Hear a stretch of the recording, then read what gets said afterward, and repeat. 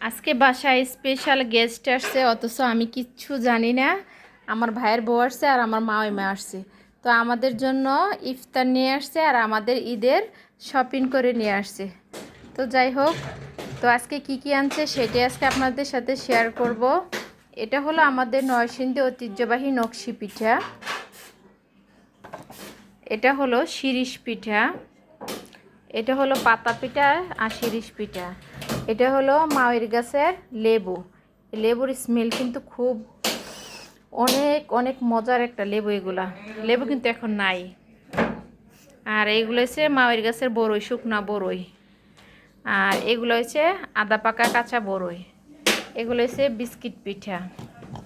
এটা হলো ছোলা ভুনা। দেন কতগুলা নিয়ে আসছে ছোলা ভুনা। আর এটা হলো মার হাতে স্পেশাল চাপা শুটকির বড়া। এটা ভীষণ মজা হয়। আর এই যে কচু শাক রান্না করে নিয়ে আসছে। এটা হলো পেঁয়াজু। আর এগুলো হলো মেরা পিঠা। আর সাথে আছে তেলের পিঠা।